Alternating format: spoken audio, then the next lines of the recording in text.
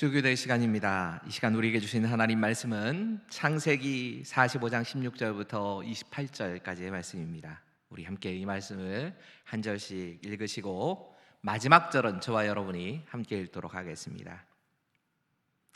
요셉의 형들이 왔다는 소문이 바로의 궁에 들림에 바로와 그의 신하들이 기뻐하고, 바로는 요셉에게 이르되 내 형들에게 명령하기를 너희는 이렇게 하여 너희 양식을 싣고 가서 가나안 땅에 이르거든 너희 아버지와 너희 가족을 이끌고 내게로 오라. 내가 너희에게 애굽의 좋은 땅을 주리니 너희가 나라의 기름진 것을 먹으리라.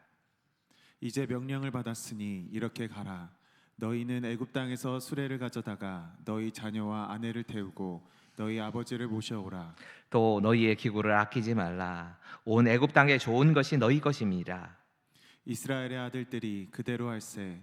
요셉이 바로의 명령대로 그들에게 수레를 주고 길 양식을 주며 또 그들에게 다 각기 옷 한 벌씩을 주되 베냐민에게는 은 300과 옷 5벌을 주고, 그가 또 이와 같이 그 아버지에게 보내되 순하기 10필에 애굽의 아름다운 물품을 실리고 암나기 10필에는 아버지에게 길에서 드릴 곡식과 떡과 양식을 실리고 이에 형들을 돌려보내며 그들에게 이르되 당신들은 길에서 다투지 말라 하였더라.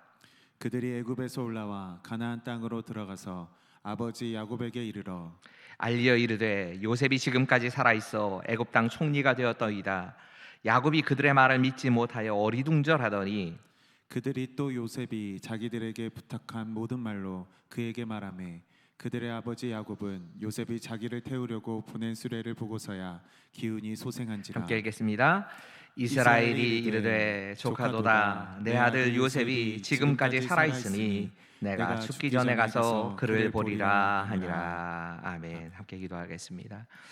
하나님, 염려와 불안한 마음을 가지고 하나님 앞으로 나아갑니다.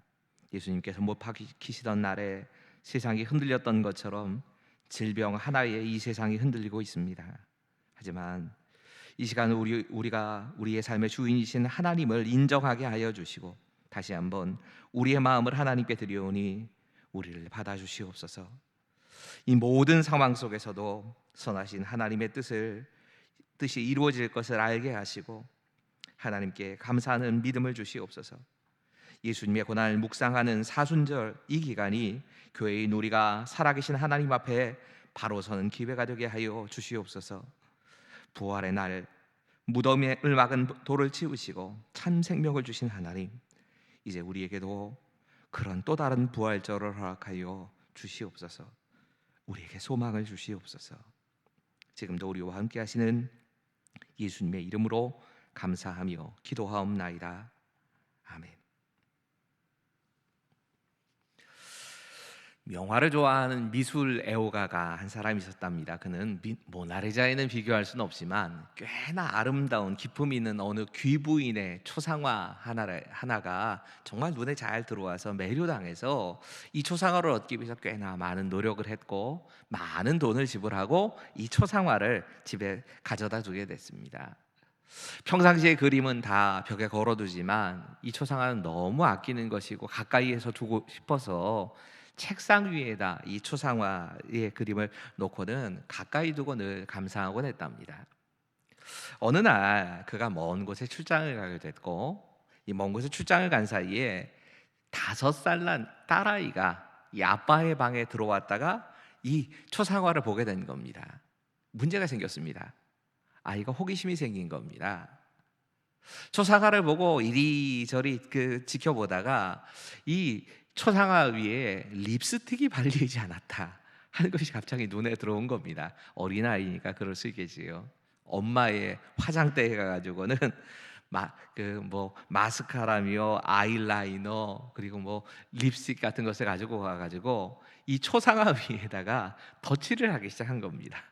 립스틱을 그려놓고 아이라인을 그려놓고 거기에다 머리는 빠글빠글 파마로 칠을 하고 다 장난을 치고 나서 아이가 만족스러운 눈으로 그림을 보고 그림을 이제 원상태로 돌려놔야 하니까 지우기 시작하는데 안 지워지는 겁니다. 이 물감 지우려고 하면 물감이 같이 지워지거나 자꾸 번지면서 아주 도무지 지워지질 않는 겁니다. 어쩔 줄 몰라 하는 그런 마음으로 아이가 지우다가 결국엔 아빠의 책상에 이 초상화를 뒤로 뒤집어 놓고는 그냥 바깥으로 나와 버렸습니다. 시간이 지난 후에 마침내 아빠가 이 출장에서 돌아왔습니다. 며칠 출장에서의 피로를 푸른 후에 서재의 문을 열고 들어갔다가 아빠가 외마디에 괴성을 지르게 됩니다. 자기가 그렇게 아끼던 초상화가 완전히 난장판이 된 겁니다. 딸아이를 찾기 시작합니다. 이 딸의 장난이 틀림없다 생각하고 딸아이를 막 부르면서 소리를 지르면서 찾는데 집안 구석구석 어디에도 아이가 없는 겁니다. 집안에만 없는 게 아니라 정원을 찾아봐도 정원에도 아이가 보이지 않습니다. 집 근처의 골목을 찾아다녀도 아이가 보이지 않는 겁니다. 시간이 계속 흘러가면서 엄마 아빠의 마음에 이 더 이상 그림이 문제가 아니라 딸아이가 어떻게 됐을까? 딸아이에 대해서만 더 관심이 막 가져지는 겁니다. 걱정스러운 마음이 계속 생기는 겁니다. 그러다가 결국에 아빠가 옷장을 열고 옷장 구석에 웅크리고 있는 이 5살 난 딸아이를 발견하게 된 겁니다. 고개를 팍 파묻고는 애가 울고 있더랍니다. 아빠가 딸아이의 이름을 부르는데 아이가 대답도 안 하고요, 몸은 더 이렇게 움츠리고 계속 있더랍니다. 한편으로 좀 치근한 마음이 있어서 얘야 이제 그만 울고 나와라. 딸이 마지 못해가지고 옷장 밖으로 나와가지고 그림에 덧칠을 했다가 이 덧칠된 게 지우면 원래대로 될 줄 알았는데 그렇게 되지 않았다고 하고 뭐 이런 얘기들을 그럭저럭 얘기를 쭉 하더랍니다. 눈물을 머금고 하는 딸의 모습을 아빠가 계속 지켜보고 있는데 아이가 마지막으로 이렇게 묻는 겁니다. 아빠, 아직도 저를 사랑해요? 이 말 한마디에 아빠와 엄마의 마음이 다 녹아버렸습니다. 아빠가 아이의 눈높이에 맞춰서 무릎을 꿇고는 이 아이에게 이렇게 답을 해줬답니다. 얘야, 내가 어떤 잘못을 해도 아버지는 너를 사랑해. 아빠는 너를 사랑한다. 그리고는 아빠는 이 엉망이 된 초상화를 딸의 침실에 걸어뒀다고 합니다. 딸은 두고두고 이 초상화를 늘 자랑스러워하고 사랑스럽게 생각을 했답니다. 심지어 딸이 시집을 가게 됐을 때 혼수품의 목록으로 1번을 이 초상화로 적었다고 합니다. 어찌 생각하면 한때는 수치와 죄책감의 상징이었던 그 그림이 오히려 아버지의 사랑을 느끼게 하는 도구가 되었던 겁니다.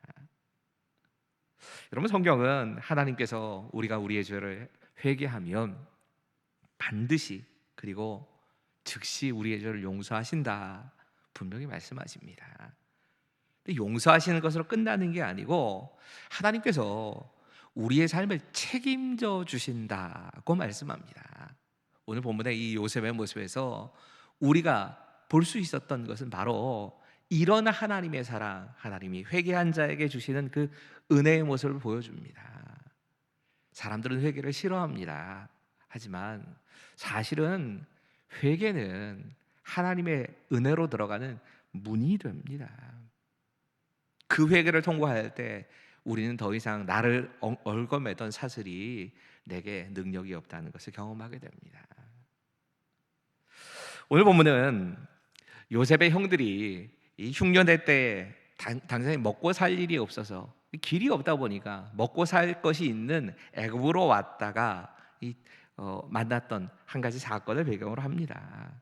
그들은 양식을 사기 위해 이집트로 왔고 그리고 그 이집트에서 22년 만에 헤어졌던 동생 요셉을 만나게 됩니다. 한편으로는 동생을 만나서 반갑고 또 한편으로는 두려운 마음이 있었을 겁니다.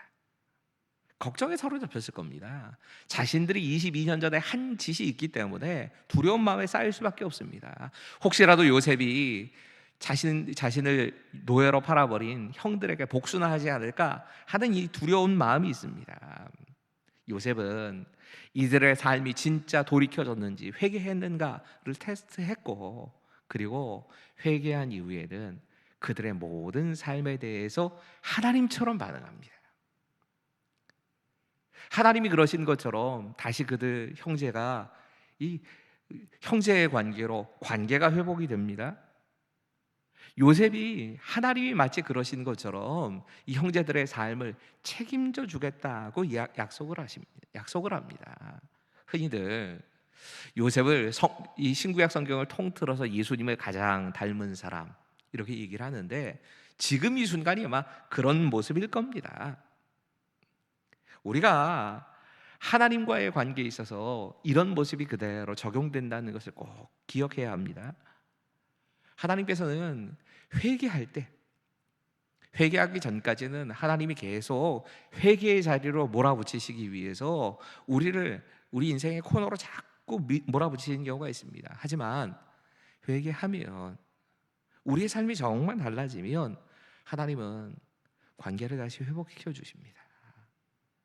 용서만 하시는 게 아니라 너무 감사하게도 하나님께서 우리의 삶을 책임져 주십니다.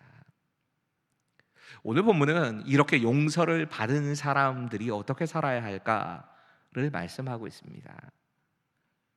용서를 받은 형들의 모습만이 아니라 어찌 생각하면 이 모든 것에 이 회복의 중심에 있는 요셉의 모습을 보면서 우리가 하나님의 은혜를 받았다면 은혜 받은 사람은 어떻게 살아야 할까?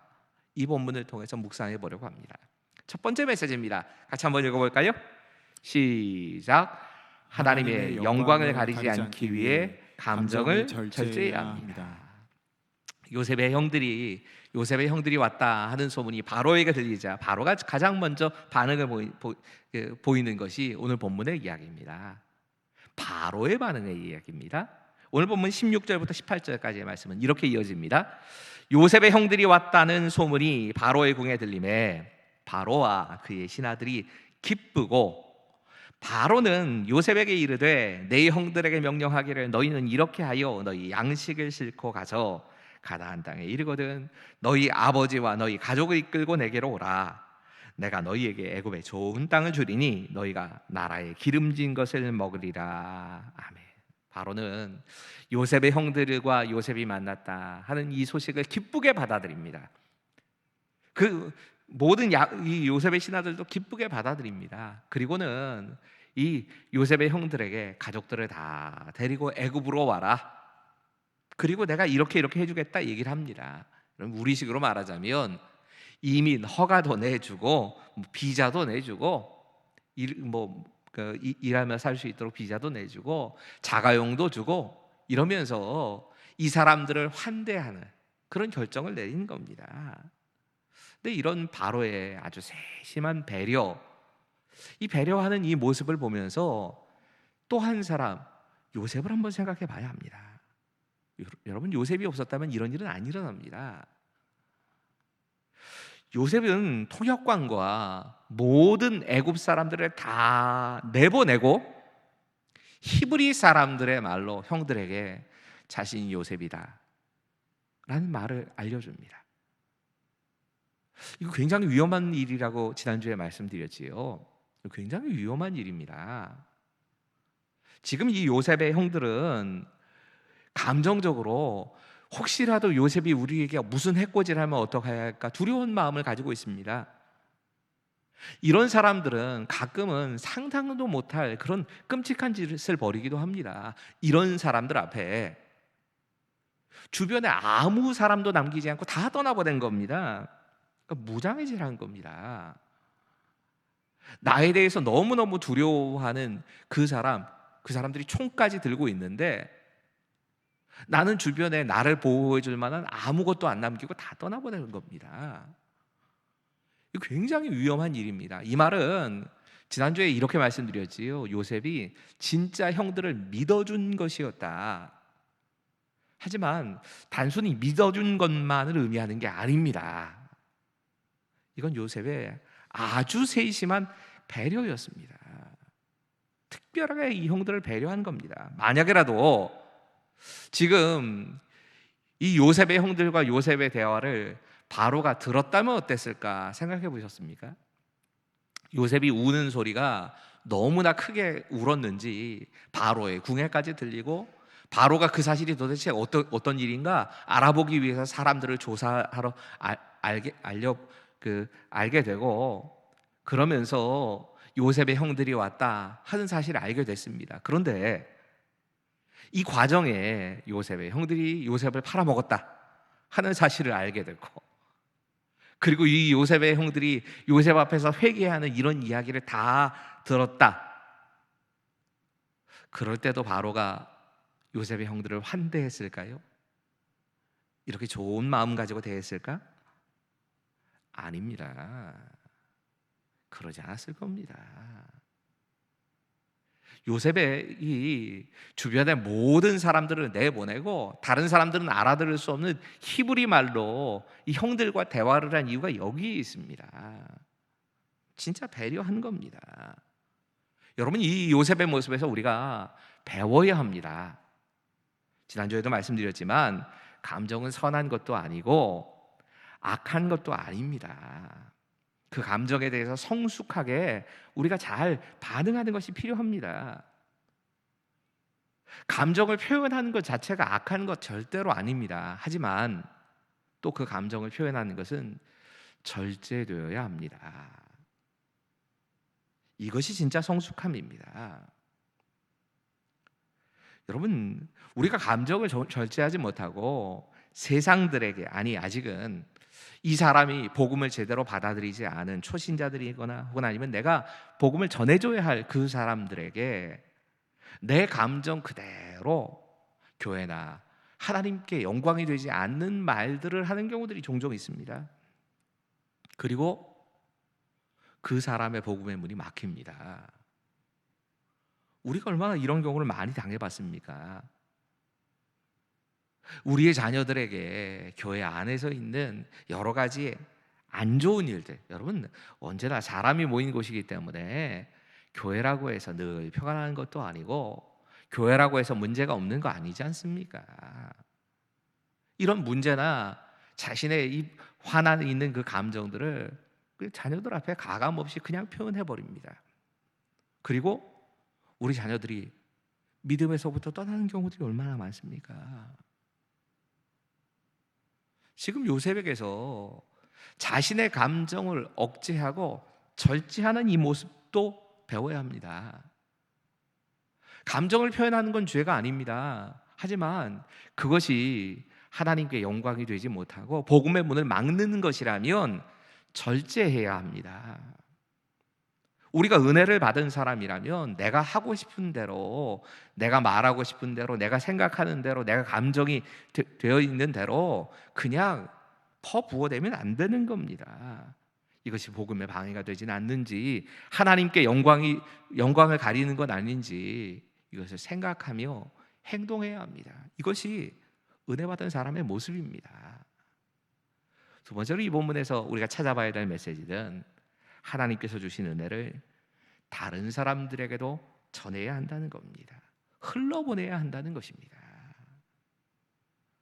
여러분, 바로는 지금 요셉의 형들에게 너의 양식을 싣고 가서 가나안 땅에 있는 너의 아버지와 가족들을 모두 데려오라 이렇게 말합니다. 그러면서 가족들을 책임져 주겠다고 말합니다. 풍성한 곡식을 다 주고 나서 왕이 스스로 그 가족들을 책임져 주겠다 이렇게 약속을 한 겁니다. 다시 한번 17, 18절을 함께 좀 읽어볼까요? 같이 읽습니다. 시작. 바로는 요셉에게 이르되 내 형들에게 명령하기를 너희는 이렇게 하여 너희 양식을 싣고 가서 가나안 땅에 이르거든 너희 아버지와 너희 가족을 이끌고 내게로 오라. 내가 너희에게 애굽의 좋은 땅을 주리니 너희가 나라의 기름진 것을 먹으리라. 아멘. 여러분, 분명히 요셉은 은혜를 베푸는 사람이기도 했지만 오늘 본문에 바로의 경우가 연이어서 생각해 본다면 은혜를 받은 사람이기도 했습니다. 하나님께서 바로를 통해서 요셉에게 은혜를 베풀고 계십니다. 오늘 본문을 묵상하면서 이 요셉의 인생에 대해서 강해하면서 참고하고 있는 책 가운데 하나는 남서울 평촌교회를 담임하셨던 김태권 목사님의 하나님의 마스터 플랜 요셉이라는 책입니다. 이 책에 두 나무의 이야기가 실려 있습니다. 하나는 벤진 혹은 벤조인이라고 하는 나무이고 하나는 바나나 나무입니다. 두 나무가 열대성 나무이고 아주 크게 자라는 나무라고 하는 공통점을 가지고 있다고 합니다. 이 체계 소개에 의하면 이 벤진 혹은 벤조인이라고 하는 나무는 다른 나무하고는 비교가 안 될 정도로 엄청나게 크게 자라는 나무라고 합니다. 이 체계는 뭐 몇백 미터까지 자란다고 그러는데 저는 이거 진짜인지가 싶지만 어쨌든 너무 크게 자라고 뿌리는 수 킬로를 뻗어간답니다. 몇 킬로에 뻗어가는, 그래서 나무 한 그루가 거대한 숲을 만드는 그런 나무라고 합니다. 어마어마하겠지요. 그리고 이 나무가 다 자라나면 많은 가지의 새들이 깃들기도 하고 동물들이 그 나무 하나에 뭐 수백 마리의 동물들이 한가롭게 쉬고 자기 그 거처를 정하는 그런 나무라고 합니다. 대단한 나무인데 문제는 이 나무가 주변에 있는 모든 나무들을 자랄 수 없게 만든다는 겁니다. 심지어 풀 한 포기도 못 자란답니다. 이 나무를 제외하고는 주변에 있는 영양분을 나무 하나가 혼자서 다 독식을 하기 때문에 그 근처에 있는 땅을 다 척박하게 만든다는 겁니다. 그리고 영양분을 다 빨아들이고 나면 더 이상 먹을 것이 없어지면 결국 이 나무가 쓰러져 죽는다는 겁니다. 그리고 나면 그 나무가 있던 땅이 황무지, 사막이 되어버린다는 겁니다. 근데 반대로 바나나 나무는 정반대의 습성을 가졌답니다. 이 나무가 자라면서 한 6개월 정도가 지나가면 옆에 싹을 낸답니다. 마치 어미와 새끼처럼 이 나무가 떨어지면서 옆에 있는 싹을 키워낸다는 겁니다. 그리고 싹이 잘 자랄 때까지 어머니 나무에 해당되는 바나나 나무가 옆에 있는 나무에 영양을 공급한다는 겁니다. 이렇게 시간들을 조금만 지나고 나면 바나나 나무 한 몇 그루만 심어놨던 그곳이 바나나 나무 밭이 되어버린다는 겁니다. 여러분, 두 종류의 성공에 대한 이야기를 하는 겁니다. 우리가 생각하기에 두 종류의 세상과 우리 하나님의 사람들의 성공과 형통의 두 모습이 나뉘어지고 있는 겁니다. 한 종류의 성공, 형통은 혼자서 1등이 되어서 모든 것을 다 차지하고 그 차지하는 것을 혼자 다 누리고 사는 성공입니다. 언제가 어떤 목사님이 그렇게 표현하시더라고요. 혼자서 5천 명분의 그 몫을 다 자기가 혼자 움켜쥐고 그 다 자기 먹지도 못하면서 그 5천 명분의 몫을 자기 혼자 누리고 살겠다고 욕심을 부리며 다른 사람들의 걸 다 빼앗는 성공, 이게 세상이 말하는 성공입니다. 근데 반면에 다른 형통함도 있습니다. 다른 성공도 있습니다.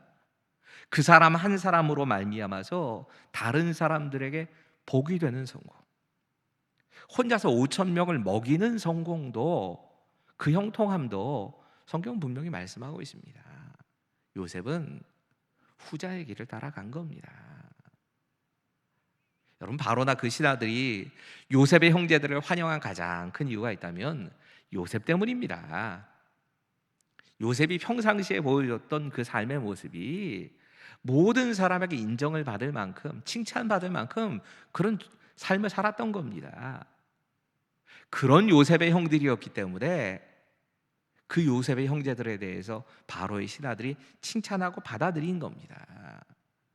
여러분, 우리가 하나님의 은혜를 받았다, 이것으로 끝나서는 안 됩니다. 우리가 세상에 복이 되는 자리까지 나아가야 합니다. 근데 그 복이 되는 자리까지 나아가려면 세상 사람들 앞에서도 그래, 저 사람이라면 믿을 만해, 인정할 만해, 야, 예수 믿으려고 하면 저 사람처럼 믿어라 라는 사람이 되는 겁니다. 이게 첫 단계입니다. 그리고 내가 가지고 있는 하나님께서 주신 그 많은 것들을 가지고 다른 사람을 복되게 하는 자리까지 쓰임 받는 겁니다. 요셉의 가족들만이 아니었지요. 요셉의 주변을 둘러싸고 있는 많은 사람들까지 복되게 하는 일을 요셉은 담당하는 겁니다. 이게 진짜 복이고 우리가 공부해야 할 은혜인 겁니다. 오늘 본문의 세 번째 메시지입니다. 우리 함께 읽을까요? 같이 읽습니다. 세 번째입니다. 시작. 은혜 받았다면 원망과 책임 전가를 버리고 사랑의 삶을 살아야 합니다. 여러분, 요셉은 집으로 돌아가고 있는 이 형제들에게 먹을 것과 선물을 넉넉하게 나눠줍니다. 그리고 요셉이 이 돌아가는 형들에게 몇 가지 당부의 말을 전합니다. 당부의 말을 전하면서 좀 특이한 이야기를 합니다. 우리 함께 45장 24절의 말씀도 같이 한번 읽지요. 24절입니다. 시작. 이에 형들을 돌려보내며 그들에게 이르되 당신들은 길에서 다투지 말라 하였더라. 지금 요셉이 형들이 집으로 돌아가는 길에 서로 다투고 싸우지 말라, 이 얘기를 지금 굳이 권하고 있는 겁니다. 이게 무슨 의미였을까 생각해 보셔야지요. 여러분, 형들이 지금 22년 만에 그 요셉을 만났지만 요셉을 만난 이후에 그들의 마음속에 여러 가지 마음이 복잡하게 작용을 했을 겁니다. 한편으로는 너무 감사한 마음, 요셉이 우리를 용서해 줬다는 것 때문에 감사하는 마음, 자책하는 마음, 그때 왜 우리가 그랬을까? 여전히 아직 해결되지 않은 죄책감 같은 거 다 복잡하게 작용을 했을 겁니다. 그리고 그들이 보이기 가장 쉬운 행동이 다투는 일이었을 것이다, 요셉은 생각한 겁니다. 22년 전에 그때 내가 요셉을 팔지 말라고 그랬잖아. 왜 그랬어? 뭐 르우벤 같은 경우에는 요셉을 내가 구하기 위해서 그때 죽이지 말라고 얘기를 했는데 왜 그랬냐? 이런 마음을 가지고 서로가 책임을 전가하면서 이거 누구 때문이야, 누구 때문이야 이러고 다투고 싸우기가 쉬운 상황이었다는 겁니다. 아니, 사실 이게 형들이 늘 보여줬던 모습일 수도 있습니다.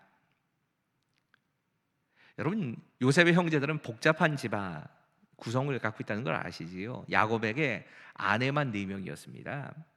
이 아내만 4명인 상태에서 배다른 형제들이 같이 사는 겁니다.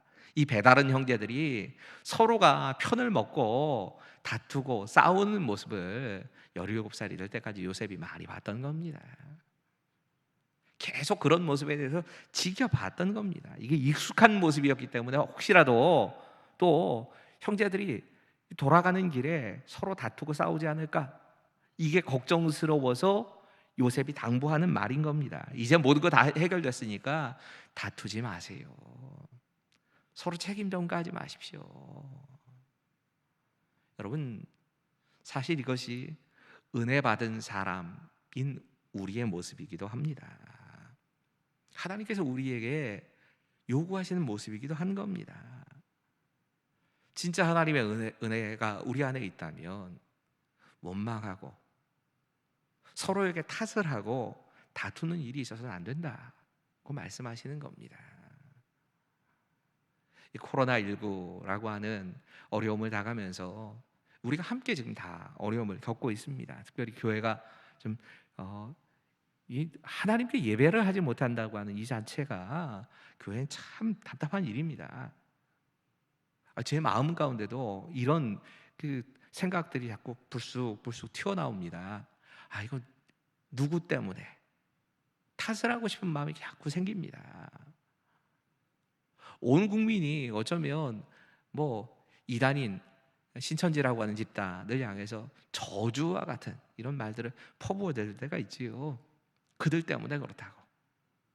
또 그 타켓이 교회로 옮겨져 와서 사실은 정통교회에서 그런 문제가 일어났던 게 사실 별로 없는데 주일 오전 예배 때문에 문제가 됐던 건 사실 거의 없습니다. 수련회들이 가끔 문제가 됐긴 했지만, 그것이 탓이 되어서 예배를 드리지 못하고 집단 감염의 온상처럼 교회가 이렇게 취급당하는 모습을 보면서 속상할 때가 정말 많습니다. 왜 그 교회는 그래서, 또 왜 우리가 이단도 아닌데 같이 이렇게 이단과 똑같은 취급을 받아야 하는가, 이런 마음이 왜 안 생기겠습니까? 자꾸 생깁니다. 근데 최근에 이 신천지와 관련되는 여러 언론의 영상들, 요즘 많이 그런 걸 방영하더라고요.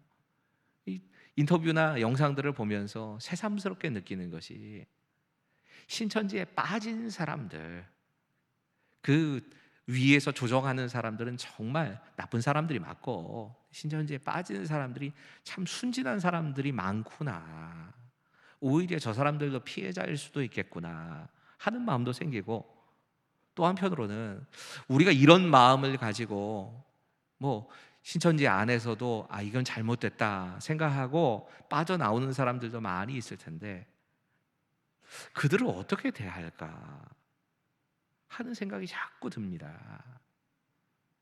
여러분, 하나님께서 우리에게 원하시는 모습은 책임 전가가 아닙니다. 누군가 다른 사람을 원망하는 것이 아닙니다.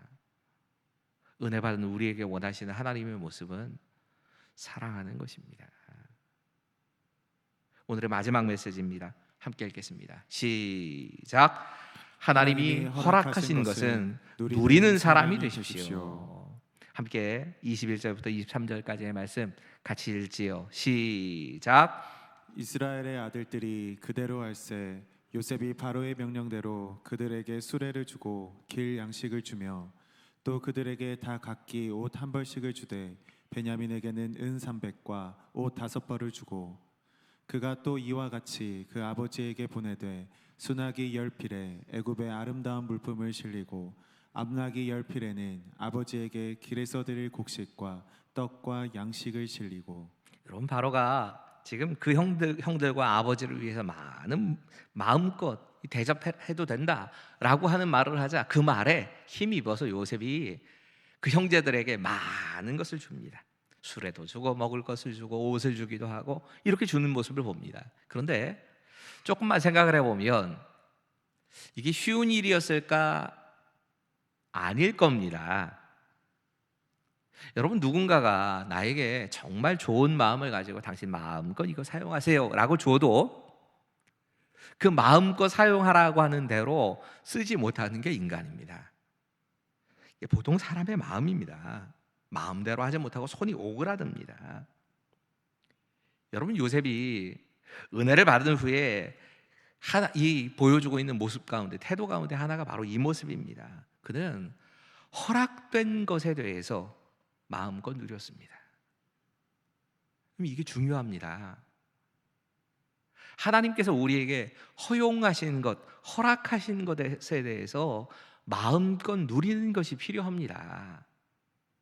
근데 많은 사람들이 하나님께서는 좋은 것을 주셨는데도 쓸 줄을 모릅니다. 하나님께서 마음껏 사용하라, 우리에게 허락하시고 그 물질을 주셨는데 바르게 쓰지는 못합니다. 좋은 환경을 주셨는데 사용하지는 못합니다. 우리가 가지고 있는 직업을 통해서 이렇게 할 수 있도록 허용하셨는데도 그거 전혀 못합니다. 더 기가 막히는 건 이렇게 자신에게 하나님께서 주신 것에 대해서 마음껏 바르게 사용 못하면서 오히려 원망에 빠진 사람들이 많습니다. 마치 하나님을 인색한 분처럼 스스로 착각하는 겁니다. 주신 것을 누리지 못하는 자기들이 문제지 하나님이 주시지 않은 게 문제가 아닙니다. 그리고는 스스로 생각을 합니다. 하나님이 내가 원하는 거 안 주신다고. 안 주시긴 왜 안 주십니까? 허락하셨는데 전혀 바르게 누리고 사용할 줄을 모릅니다.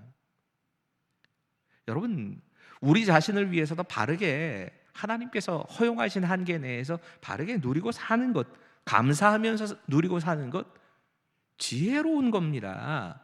아니, 그것이 하나님 아버지와 우리의 관계입니다. 그래야 우리가 하나님을 아버지로 풍성히 주시는 분으로 받아 누리고 살게 되는 겁니다. 그분은 그렇게 알아가는 겁니다. 만약에라도 자녀에게 아빠가 돼서 엄마가 돼서 너 정말 이거 정말 마음껏 잘 써, 좋은 거니까 이렇게 써라 라고 줬는데 애가 이거를 이 귀한 걸 내가 어떻게 써요? 그러고 어쩔 줄 모르고 막 안절부절하고 있다. 부모 입장에서 진짜 안쓰럽겠지요. 안쓰러운 것뿐만 아니라 그것 때문에 이 귀한 것이라고 아끼느라고 다른 걸 오히려 못하고 산다. 그러면 내가 괜히 줬나? 저 잘못 줬나 보다. 여러분, 하나님께서 우리에게 허락하신 것들이 있습니다. 그리고 그 허락하신 것에 대해서 바르게 누려야 합니다. 그러지 않으면 우리가 늘 하나님에 대해서 서운한 마음을 가지고 삽니다. 하나님께서 우리에게 주신 그 귀한 것들, 이 모양 저 모양으로 주신 것에 대해서 마음껏 바르게 사용하며 사는 사람이 되어야 합니다. 그래야 더 큰 것을 풍성하게 은혜로 누리게 됩니다. 오늘 본문을 묵상하다가 이전에 어느 책에서는가 보았던, 아마 김동호 목사님의 책이 아니었나 생각이 드는데 이게 어느 책인지 정확하게 기억이 안 나더라고요. 책에선가 봤던 이야기 하나가 떠올랐습니다. 언젠가 한 친구가 이 자신의 형이 아주 비싼 물건을 선물했다. 그러면서 친구한테 자랑을 했답니다. 근데 그 얘기를 가만히 듣고 있는데 친구가 참 부럽다는 그런 생각이 좀 들더랍니다. 근데 선물을 받은 사람이 좀 약을 올린 겁니다. 부러운 마음을 가지고 있는 이 사람한테 뭐라고 약을 올렸냐면, 너도 우리 형처럼 좋은 형이 있었으면 좋겠지, 이렇게 약을 올렸답니다. 이 사람이 이 말을 듣고 있다가 답을 참 기가 막히게 이렇게 답을 했답니다. 아니, 나는 네 형이 부럽다. 동생에게 좋은 걸 사줄 수 있는 네 형이 더 부러워. 여러분, 이것이 어쩌면 우리가 가져야 될 마음이기도 합니다. 받은 사람을 부러워할 것이 아니라 그것을 베풀 수 있는 사람을 부러워할 줄 알아야 합니다. 하나님께서 우리가 그런 사람이 되기를 원하시는 겁니다. 우리는 하나님을 섬기는 사람이지만 동시에 우리의 이웃들에게 그 하나님의 주신 사랑을 흘려보내는 사람입니다. 물론 우리가 세상의 필요를 다 채울 수는 없습니다.